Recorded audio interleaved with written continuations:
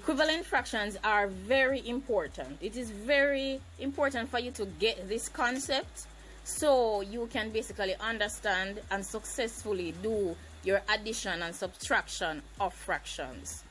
Now, this is the Learning Academy, and today we'll be discussing equivalent fractions. If you remember, equivalent fractions are those fractions with different denominators and different numerators, but they represent the same value. Like, comment, share, and subscribe.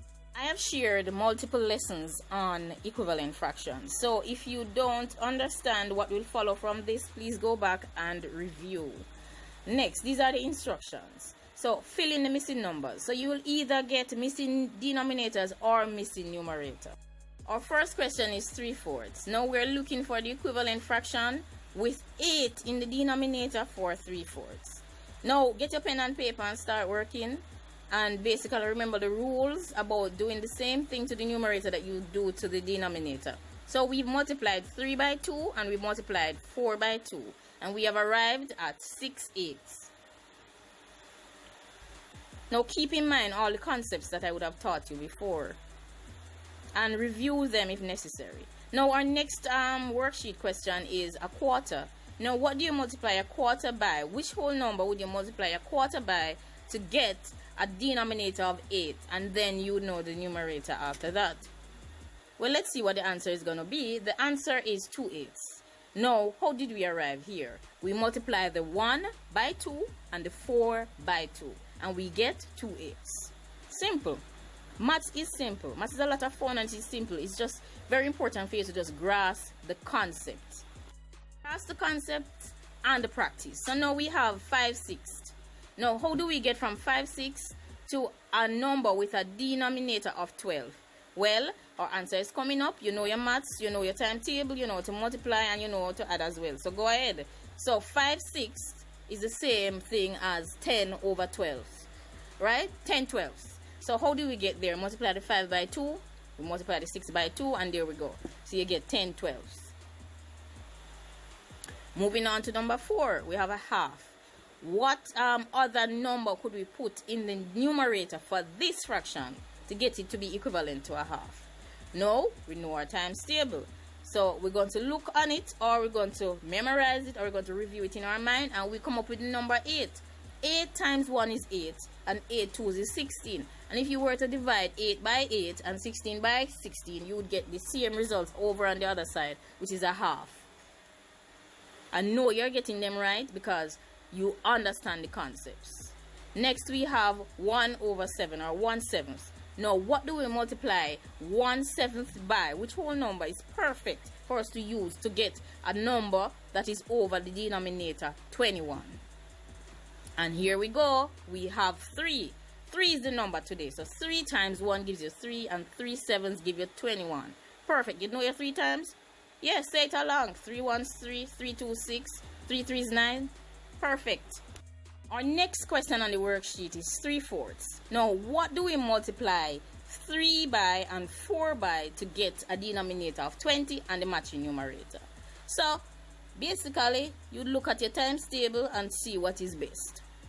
And the best answer that we came up with was 15/20, right? So, how did we get there? 3 5s is 15 and 4 5s is 20.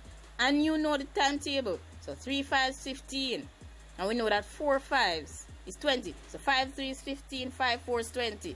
Next, we are at a very large fraction, or it seems to be a large fraction. How do we move across the concept of the small ones to the large one? Now, guess what? Easy.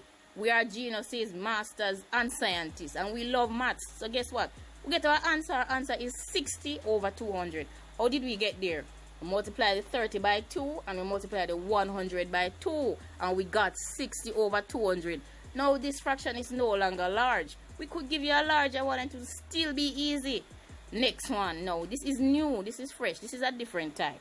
The missing number is now on the other side, right? So the missing denominator. In this case, we have 1 over an empty square, and the answer that we're looking for is the equivalent fraction for 10 over 20. And there we go, easy, because you know that 10 into 10 goes 1 times, and 10 into 20 goes 2 times. So your equivalent fraction for 10 over 20 is half.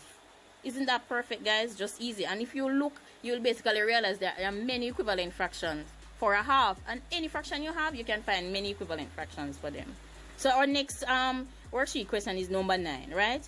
And the number is 2, and there is an empty slot for the denominator, and then the opposing side says 10 over 20 again. So we can easily work this out. So 2 5s is 10 and 4 5s is 20. Basically we're saying, what do we divide 10 and 20 by to get 2 over 4? Right? You divide 10 by 2 and you divide 20 by 5 and you get 2/4. Right? Next, number 10. We're almost at the end, guys, and I hope you're getting them right, and I hope you're noting how much you have gotten right. So we are at number 10, and 3 is in the numerator. There's a missing denominator, and the answer on the opposing side is 9/18. Now, how do we get there? We have to divide. So which number would we divide to get 3? Divide 9 by 3 to get 3. And then which number would we divide 18 by? The same 3, and we get 6. Perfect. You know your 3 times again. I tell you, you have to know your timetable. Right? So number 11, almost at the end. So we have 7, and it is equal to an opposing equivalent fraction of 14 over 18, or 14/18. Right? Basically, what do you divide 14 by to get your 7? And what do you divide 18 by? Okay, so the answer is 2. So you divide you divide 14 by 2 to get your 7. And you divide 18 by 2 to get your 9. These fractions that I've given you, they are not hard, because nothing in maths is really hard. Nothing is hard until you've tried it. So here's another example: 10 over a missing denominator. How do you multiply, or what do you multiply to get 30 over 60? This is easy again. Easy. Look at the answer. Basically, you pick a number and you realize that 3 goes into 30 10 times. So what also can go into this 60? The same 3. Because you have to always use the same number, apply the same treatment, and you get 3 into 60 going 20 times, and your answer now becomes 10 over 20. Now guys, thanks for being here. Like, comment, share, and subscribe.